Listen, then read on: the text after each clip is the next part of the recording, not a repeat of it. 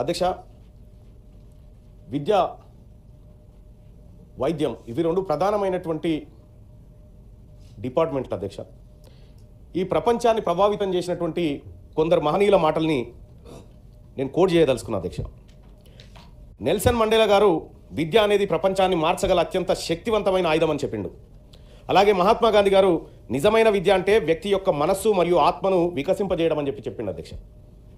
అలాగే అరిస్టాటిల్ గారు విద్య యొక్క మూలాలు చేదుగా ఉండవచ్చు, కానీ ఫలాలు మాత్రం చాలా తీయగా ఉంటాయనేటువంటి మాట చెప్పింది అధ్యక్ష. ఎస్ కోదండరామ్ సార్ చాలా విఫులంగా అన్ని అంశాలను ఎక్కడెక్కడ విద్య ఎట్లా విధ్వంసం జరిగింది, గతానికి ఇప్పటికీ ఎందుకు మార్పు వచ్చింది అనేటువంటి అంశాన్ని సార్ సభ ముందుకు తీసుకొచ్చినారు.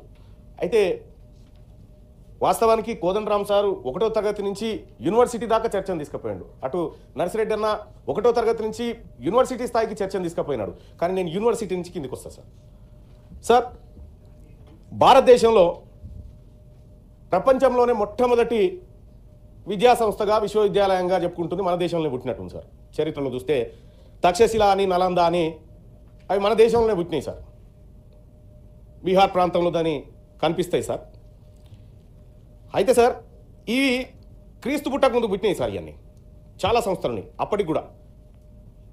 కానీ అధ్యక్ష, ఈ దేశంలో ప్రపంచం కంటే ముందు పుట్టినటువంటి ఏవైతే విద్యా వ్యవస్థలు ఉన్నాయో సార్, ఇప్పటికీ ఈ దేశంలో సార్ 30 కోట్ల మంది చదువు రాదు సార్. ప్రపంచంలో నిరక్షరాస్యులు ఎక్కువ ఉన్నటువంటి దేశం భారతదేశమే సార్. ఈయనే పుట్టినాయి మళ్ళీ ఇవన్నీ. అధ్యక్ష, ప్రపంచం మొత్తం 100 మంది నిరక్షరాస్యులు ఉంటే అలా 34 మంది మన దేశంలో ఉన్నారు. ఈ లెక్కలు చూసినప్పుడు అధ్యక్ష, మన విద్యారంగం అందరికంటే ముందు మేల్కొని అందరికంటే ముందే అంతమైనట్టు కనిపిస్తూ ఉంది అధ్యక్ష. సార్ ఒక విషయం, సుమారు 30 కోట్ల మంది ప్రజలకు ఇంకా మన దేశంలో చదువు రాదు, అక్షరాలు తెలివై. ఈ రోజు వరకు ఉన్న డేటాను పరిశీలిస్తే అధ్యక్ష, ప్రపంచంలో 80 దేశాల జనాభాను ఒక దగ్గర పెడితే ఈ భారతదేశంలో చదువు రాని వాళ్ళ జనాభా సమానం సార్. 80 దేశాల జనాభా ఒక దగ్గర పెడితే భారతదేశంలో చదువు రాని జనాభాను ఒక దగ్గర పెడితే ఈక్వల్ సార్. మనం ఈ దేశంలో విద్య పరంగా ఏ రకంగా వెనుకబడి ఉన్నామో ఈ లెక్కలు చూస్తే మనకు అర్థమవుతుంది అధ్యక్ష. అధ్యక్ష, ఇదే దేశం మీద అనేకమైనటువంటి మతాలు పుట్టినాయి. బౌద్ధ మతం ఇక్కడే పుట్టింది, హిందూ మతం ఇక్కడే అనుకుంటున్నారు, సిక్కు మతం ఇక్కడే, జైన మతం ఇక్కడే ఇంకా పుట్టినాయి అధ్యక్ష. వీటికి సంబంధించినటువంటి గ్రంథాలు ప్రతి ఇంటికి చేరినాయి. కానీ విద్యా అక్షరాలు మాత్రం ఈ దేశంలో ప్రతి ఇంటికి ఇంకా చేరనేలేదు అధ్యక్ష. దానికి కారణాలు అనేకం ఉన్నాయి అధ్యక్ష. అప్పట్లో చదువు కొందరికి మాత్రమే ఉండేది అధ్యక్ష. అప్పుడు ఉన్నటువంటి పరిస్థితుల వల్ల చదువు కొద్ది మందికే ఉండేది అధ్యక్ష.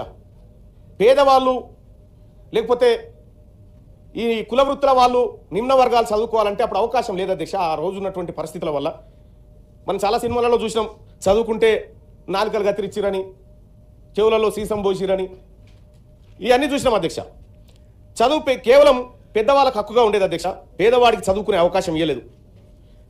ఈ దేశంలో పేదవాళ్లకు చదువు ఎంత ముఖ్యమో షిరిడి సాయిబాబా కంటే 8 ఏళ్ళు ముంగడ పుట్టినటువంటి జ్యోతిరావు పూలే గారు గుర్తుపట్టి ఈ పేద వర్గాలకు విద్య దక్కాలి, విద్య అందాలి అనేటువంటి ఉద్దేశంతో ఆయన పేద వర్గాలకు చదువు చెప్పించే కార్యక్రమాలు చేశాడు అధ్యక్ష. సూదరులకు చదువు అప్పటి నుంచి స్టార్ట్ అయింది అధ్యక్ష. అధ్యక్ష, ఓవైపు ఆయన పోరాటం చదివిన డాక్టర్ బిఆర్ అంబేద్కర్ గారు జ్యోతిరావు పూలేను తన గురువుగా ప్రకటించుకొని ఈ దేశంలో ఉన్న ప్రతి మనిషికి చదువుకునే హక్కు ఉండాలని భారత రాజ్యాంగంలో విద్యను హక్కుగా పొందుపరచడం జరిగింది అధ్యక్ష. ఆ హక్కు ఆధారంగా ఇవాళ మన దేశంలో అందరికీ సమాన విద్య అనేటువంటి మాట మాట్లాడుకుంటున్నాం అధ్యక్ష. కొన్ని మతాలు, ఆచారాలు పేదవాడికి విద్యను అందకుండా చేస్తే అవే ఆచారాలు రూపం మార్చుకొని ఇవాళ కూడా పేదవాళ్లకు విద్య అందకుండా చేస్తున్నాయి అధ్యక్ష. రాను రాను రాజగుర్రం గాడిద కాదు కంచెర గాడిద అయినట్టుగా విద్యా వ్యవస్థ ఈ దేశంలో బలమైనటువంటి పునాదులు వేసుకున్నటువంటి విద్యా వ్యవస్థ ఇంత ఇంత ఇంత ఇంత నీరు గారిపోయినటువంటి పరిస్థితి చూస్తా ఉన్నాం అధ్యక్ష. అధ్యక్ష, దేశ స్వాతంత్రం తర్వాత విద్యాలయాలు, పాఠశాలలు కొంత మెరుగుపడ్డాయి అధ్యక్ష. కానీ అప్పటి పేదరికం కారణంగా అతి కొద్ది మంది మాత్రమే పేద వర్గాల నుండి విద్యను అభ్యసించగలిగినారు అధ్యక్ష.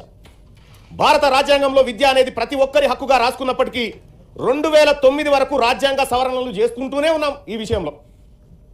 అయినా పేదవాడికి సరైన విద్య అందించలేకపోయాం అధ్యక్ష. అధ్యక్ష దీనికి అంతటి కారణం ఎవరు అధ్యక్ష? పాలకుల మనమే కదా అధ్యక్ష. ఈ పాపం మనదే కదా అధ్యక్ష. ప్రపంచంలోనే మొట్టమొదటి విశ్వవిద్యాలయం ఏర్పడ్డ మన దేశంలో ప్రస్తుతం 1250 యూనివర్సిటీలు ఉన్నట్టున్నాయి అధ్యక్ష. ఆ 1250 యూనివర్సిటీలో ఏ ఒక్క యూనివర్సిటీ కూడా ప్రపంచంలో టాప్ 200 యూనివర్సిటీల జాబితాలో లేదు అధ్యక్ష. మన యూనివర్సిటీల పరిస్థితి ఆడికి దిగజారిపోయింది మొత్తం.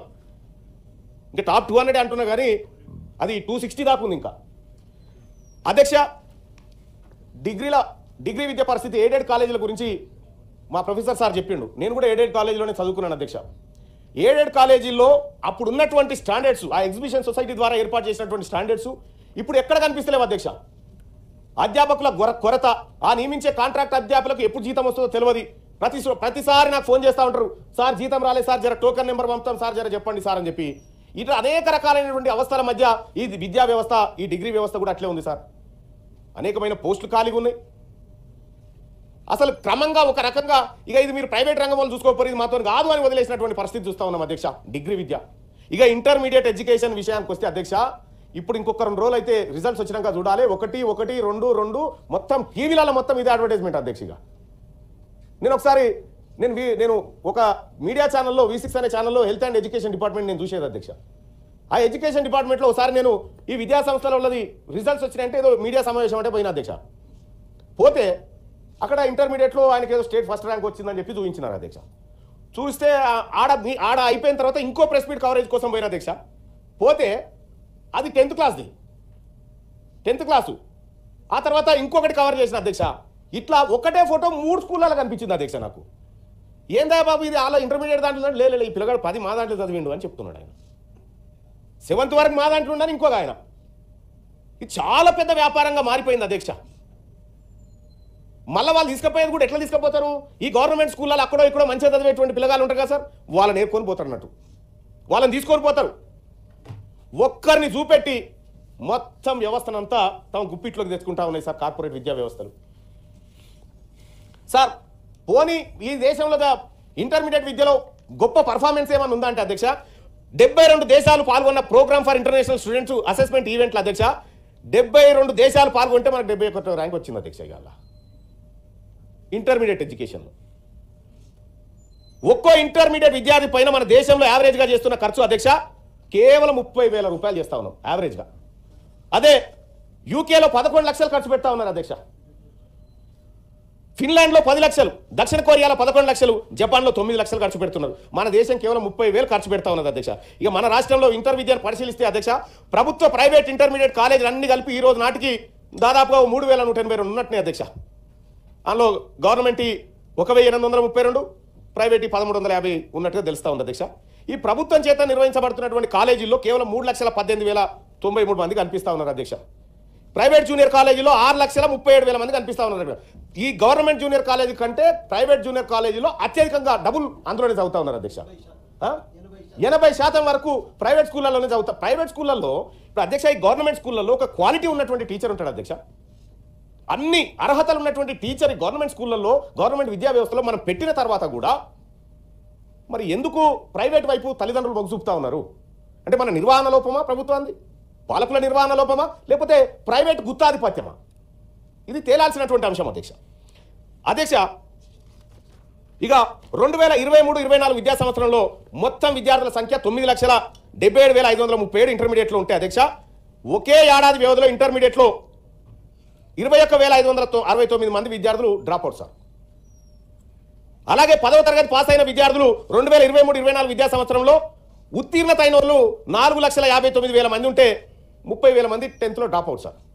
అంటే డ్రాప్ అవుట్ ఎట్లా జరుగుతూ ఉందనేది ఒకసారి గమనిస్తే అధ్యక్ష, బ్యాచిలర్ డిగ్రీలో అదే పరిస్థితిగా పీజీకి అయితే అతి తక్కువ మంది పోతారు. ఎందుకంటే ఆ యూనివర్సిటీలో కూడా అప్పట్లెక్క యూనివర్సిటీలు లేవు సార్, అప్పట్లెక్క యూనివర్సిటీ లేవు, అప్పట్లెక్క చదువు లేదు, అప్పట్లెక్క ఏది ఒక క్రమశిక్షణ అనేది లేకుండా పోయింది సార్. యూనివర్సిటీలు కూడా విధ్వంసమే అయిపోయినాయి అధ్యక్ష. ప్రైవేట్ కాలేజీల వ్యాపారం దందా సార్. ఈ దందా ఇది మామూలు దందా కాదు సార్, చాలా అద్భుతమైన దందా. శ్రీ చైతన్య బ్రాంచు ఈడ ఉంటుంది సార్, ఈడ మాదాపూర్లో మెయిన్ బ్రాంచ్ ఉంటుంది సార్.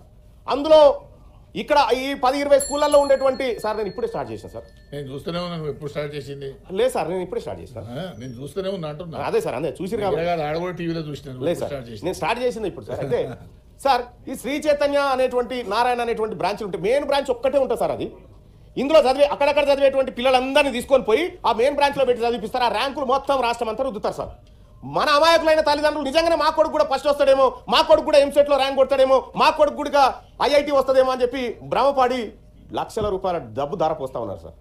సార్ ఇక గడిచిన ఒక్క ఏడాది ఇంటర్మీడియట్ మరియు ఎంసెట్, నీటు, ఐఐటి, జేఈ కోచింగ్ల పేరు మీద అధ్యక్ష ప్రైవేట్ జూనియర్ కాలేజీలు చేసినటువంటి వ్యాపారం అక్షరాల 9,625 కోట్ల అధ్యక్ష. ఒక సర్వేలో తేలింది. ఒక్క ఏడాదికి ఇంటర్మీడియట్ వ్యవస్థలో ఇప్పుడు సార్ చెప్పినట్టుగా దానికి ఎంపీసీ ఐపీ అని, లేకపోతే ఎంపీసీ ఐఐటి అని ఇట్లా రకరకాల కోర్సులు పెట్టి అధ్యక్ష ఒకటే ఏడాదిలో ప్రైవేట్ కాలేజీలు 9,625 కోట్ల రూపాయల వ్యాపారం చేశారని ఒక పత్రిక కథనాన్ని ప్రచురించింది అధ్యక్ష. ప్రభుత్వం ఏమో 1,125 కోట్లు ఈ రంగంలో ఖర్చు చేసినా పెద్దగా ఫలితం రాకుండా పోయింది అధ్యక్ష. మరి పేదవాడు